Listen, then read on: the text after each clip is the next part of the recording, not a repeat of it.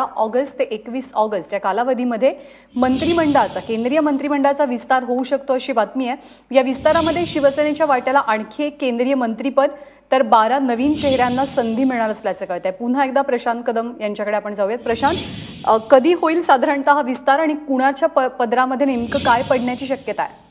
ज्ञानदा 11 ऑगस्टला संसदेचं ही पावसाळी अधिवेशन संपते आणि त्याच्यानंतर कदाचित 15 ऑगस्ट नंतर हा विस्तार जो आहे तो होईल अशी शक्यता आहे।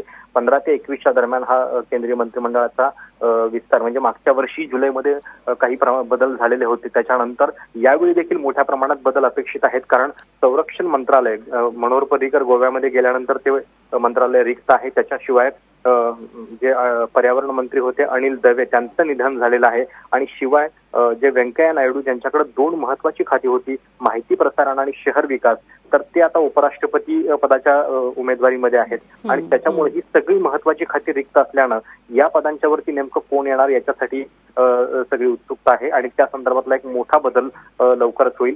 जी माहिती कळते त्याच्यानुसार एकूण 12 मंत्री जे आहेत ते नवीन केले जाणार आहेत, ज्याच्यामध्ये 9 भाजपचे असतील तर 3 जे आहेत भाजपच्या घटक पक्षांना मंत्रिपदे मिळतील, ज्याच्यामध्ये नक्कीच महाराष्ट्राचं जे शिवसेनेचं बहुप्रतीक्षित आणि बहुप्रलंबित असं आणखीन एक मंत्रिपद आहे, किमान राज्यमंत्रीपद तरी असेल ते शिवसेनेचं, तर ते पेंडिंग आहे। आणि नुकतीच राष्ट्रपती पदाच्या निवडणुकीमध्ये शिवसेनेनं एनडीएला अगदी मनापासून साथ दिलेली आहे आणि कदाचित त्याचंच बक्षीस म्हणून शिवसेनेचं यावेळचं मंत्रिपद जे आहे ते यंदाच्या विस्तारामध्ये भरलं जाईल अशी शक्यता आहे।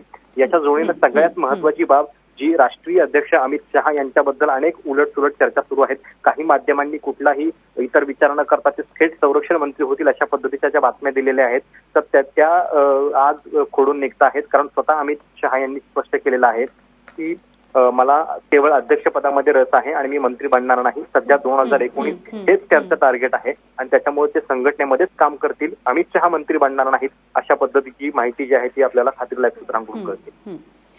प्रशांत, ताजे अपडेट जाणून घेत राहू। तुर्तास धन्यवाद या माहितीबद्दल।